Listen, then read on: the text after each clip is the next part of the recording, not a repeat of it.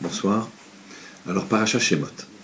Paracha extraordinaire dans laquelle, malheureusement, on voit le début des événements très très difficiles pour le clan d'Israël. Et ces premiers événements sont marqués par la recherche par Pharaon de deux expertes sages-femmes qui vont aller voir les femmes juives qui accouchent et qui vont, par leur expertise, pouvoir tuer dans la matrice l'enfant si c'est un garçon. Donc ils cherchent des expertes qui savent reconnaître dans la matrice elle-même si c'est un garçon ou si c'est une fille. Et ils leur demandent de glisser la main dans la matrice et de tuer le bébé, et ensuite le bébé sort mort-né, et voilà, c'est un accident. Mais le Passouk dit, les dots, elles n'ont pas fait comme Pharaon l'a dit, parce que justement, Vatirena mialedot et Elohim, elles ont craint les mialedot, les sages-femmes, Hachem, velo asu, kasher diber alehem melech Mitzraïm, elles n'ont pas fait comme il a voulu le roi d'Égypte. Le roi d'Égypte les convoque et il leur dit, qu'est-ce que vous avez fait? Pourquoi vous avez laissé vivre les enfants?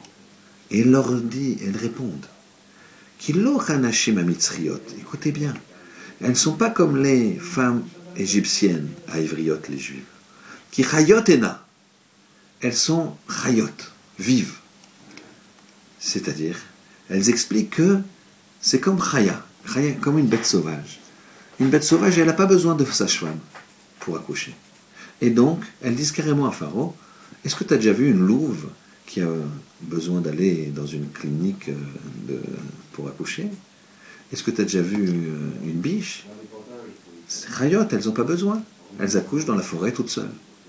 Et là, il y a d'essayer de comprendre, de se poser la question. Qu'est-ce que ça veut dire? Qu'est-ce que ça veut dire? Normalement, on devrait s'arrêter. On lit ça toutes les années, on ne s'arrête pas. Voilà que Pharaon, avec ses services secrets, il va chercher les plus grandes expertes sages-femmes. Il sait très bien que les femmes juives, c'est comme toutes les femmes égyptiennes, et elles accouchent avec des sages-femmes.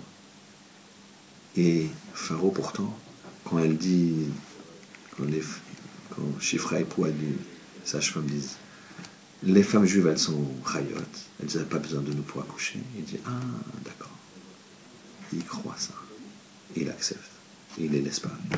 Et il fait autre chose. Et il les laisse partir, tranquillement. Comment c'est possible? Qu'est-ce qui se passe ici? Quelle est la question? Nous allons répondre par une histoire. Il y avait une fois un Rav qui était du temps du tsar. Cette histoire a été racontée par un de ses élèves et transmise de père en fils. Et cette histoire nous est contée aussi par de nombreux rabbis chassidiques. Ce Rav, qui était souvent convoqué à la cour, s'est vu offrir un jour un sceptre, une canne, par le tsar. Sur le pommeau de ces cannes, il y avait une croix. Le Rav était très embêté. Il ne savait pas quoi faire.